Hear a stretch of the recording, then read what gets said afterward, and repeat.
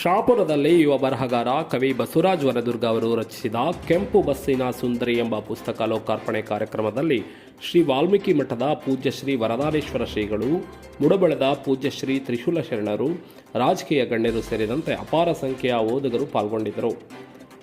ಇದೇ ಕಾರ್ಯಕ್ರಮದಲ್ಲಿ ಸಾಧನೆಗೈದ ಸಾಧಕರಿಗೆ ಅಪ್ಪ ಪ್ರಶಸ್ತಿಯನ್ನು ಪ್ರದಾನ ಮಾಡಲಾಯಿತು. ಆಗಮಿಸಿದ್ದಾರೆ, ಅವರಿಗೂ ಕೂಡ ಪ್ರೀತಿಪೂರ್ವಕ ಆಹ್ವಾನ ಮತ್ತು ಸ್ವಾಗತ.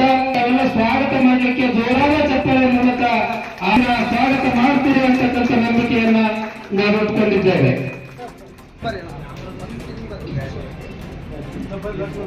ಮತ್ತು ಶೈಕ್ಷಣಿಕ ಕ್ಷೇತ್ರದಲ್ಲಿ ತಮ್ಮದೇ ಆದ ಛಾಪನ್ನು ಮೂಡಿಸಿರ್ತಕ್ಕಂಥ ಶಿಕ್ಷಕರಾಗಿರುವ ಶ್ರೀ ಈರಣ್ಣ ಆಲ್ದಾಡಿ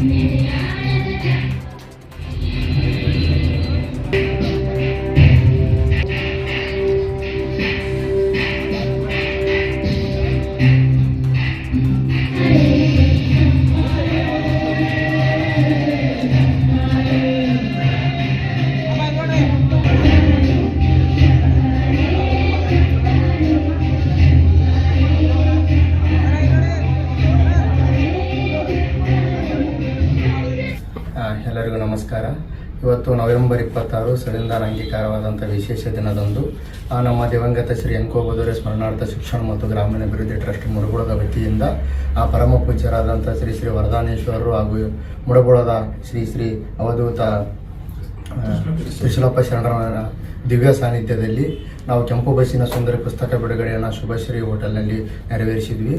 ಈ ಕಾರ್ಯಕ್ರಮಕ್ಕೆ ಪೂಜ್ಯರು, ರಾಜಕೀಯ ಗಣ್ಯರಾಗಿರ್ತಕ್ಕಂಥ ನಮ್ಮ ಕಾರ್ಯಕ್ರಮದ ಅಧ್ಯಕ್ಷತೆಯನ್ನು ಮಹರ್ಷಿ ವಾಲ್ಮೀಕಿ ನಾಯಕ ಜಿಲ್ಲಾ ಸಂಘದ ಅಧ್ಯಕ್ಷರಾಗಿರ್ತಕ್ಕಂಥ ಗೌಡ ಆಲಣ್ಣನವರ ನೇತೃತ್ವದಲ್ಲಿತ್ತು. ಹಾಗೂ ಅನೇಕ ರಾಜಕೀಯ ಗಣ್ಯರು ಈ ಕಾರ್ಯಕ್ರಮದಲ್ಲಿ ಭಾಗವಹಿಸಿದರು. ಮತ್ತು ವಿಶೇಷವಾಗಿ ಬೆಳಗಾವಿಯಿಂದ ನಾಗೇಶ್ ಜೆ ನಾಯಕ್, ನಾಡಿನ ಖ್ಯಾತ ವಿಮರ್ಶಕರು ಕಾರ್ಯಕ್ರಮಕ್ಕೆ ಆಗಮಿಸಿದರು. ಅದೇ ರೀತಿ ಸೆಕ್ಯುಲರ್ ವಾಯ್ಸ್ ಪತ್ರಿಕೆಯ ಸಂಪಾದಕರಾದಂಥ ಪ್ರಕಾಶ್ ಮುಡಬಳ ಸರ್ ಅವರು ಮತ್ತು ಸಾಹಿತಿಗಳಾಗಿರ್ತಕ್ಕಂಥ ಅಬ್ದುಲ್ ಕರೀಂ ಕನ್ಯಾಕೋಳೂರು ಸರ್ ಅವರು, ಜ್ಯೋತಿ ದೇವಣಗಾಂವ್ ಮೇಡಮ್ ಅವರು, ಶ್ರೀಮತಿ ಭಾಗ್ಯದೊರೆ ಮೇಡಮ್ ಅವರು, ಇನ್ನಿತರ ಸಾಹಿತಿಗಳು ಈ ಕಾರ್ಯಕ್ರಮದಲ್ಲಿ ಭಾಗವಹಿಸಿದ್ರು. ಅನೇಕ ಈ ಕಾರ್ಯಕ್ರಮದಲ್ಲಿ ಕೆಂಪು ಬಸ್ಸಿನ ಸುಂದರಿ ಕೃತಿಯ ಕುರಿತು ಉಪನ್ಯಾಸಕರಾದಂಥ ಡಾಕ್ಟರ್ ಈರಣ್ಣ ಆಲ್ದಾಡ್ ಸರ್ ಅವರು ಕೃತಿಯ ಕುರಿತು ಮಾತಾಡಿದರು. ಈ ಮುಂಚೆ ನಾನು ಈಗ ಬರಹಗಾರನಾಗಿದ್ದು, ಈ ಮುಂಚೆ 2024ರಲ್ಲಿ ಯಾರನ್ನು ದೂರಲಿ ಎಂಬ ಪ್ರಥಮ ಕವನ ಸಂಕಲನವನ್ನು ಪ್ರಕಟಣೆ ಮಾಡಿದ್ವಿ. ಅದಾದ ನಂತರ ಇದು ನನ್ನ 2ನೇ ಪುಸ್ತಕ ಕೆಂಪು ಬಸ್ಸಿನ ಸುಂದರಿ ಎಂಬ ಕಥಾ ಸಂಕಲನದ ಮೂಲಕ ಕಥಾಲೋಕದಲ್ಲಿ 2ನೇ ಪುಸ್ತಕ ಇದು. ಈ ಪುಸ್ತಕವು 10 ಕಥೆಗಳನ್ನು ಒಳಗೊಂಡಿದೆ. ಅದರಲ್ಲಿ 4 ಸತ್ಯಾಧಾರಿತ ಕಥೆಗಳು ಮತ್ತು 6 ಕಲ್ಪನೆ ಕಥೆಗಳಿದ್ದಾವೆ.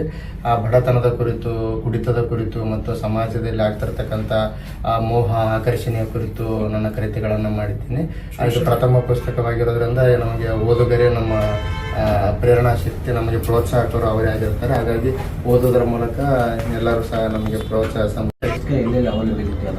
ಎಲ್ಲ ಓದುಗರು ಪುಸ್ತಕವನ್ನು ಕೊಂಡೊಯ್ಯಿಸಿಂದ ನಮಗೆ ಪ್ರೋತ್ಸಾಹ ನೀಡಬೇಕು. ಈಗ ಪುಸ್ತಕವನ್ನು ಶಾಪುರದ ಹಳೆ ಬಸ್ ನಿಲ್ದಾಣದ ತಿಳುಗೋಳ ಬುಕ್ ಸ್ಟಾಲ್ನಲ್ಲಿ ಹಾಗೂ ಗೋಲ್ಡನ್ ಕಂಪ್ಯೂಟರ್ ಸೆಂಟರ್ನಲ್ಲಿ ಮತ್ತು ಯಾರು ನಮಗೆ ವೈಯಕ್ತಿಕವಾಗಿ ಮೆಸೇಜ್ ಆಗಿರ್ತಾರೋ ಅವರಿಗೆ ನಾವು ಅಂಚೆ ವಿಳಾಸ ಮೂಲಕ ಪುಸ್ತಕವನ್ನು ತಲುಪಿಸಿಕೊಡ್ತೇವೆ. ಎಲ್ಲರೂ ಪುಸ್ತಕವನ್ನು ಕೊಂಡೊಯ್ಯಿಸಿಂದ ಹೊಸಬರನ್ನು ಪ್ರೋತ್ಸಾಹಿಸಬೇಕಂತ ಈ ಮೂಲಕ ಕೇಳಿ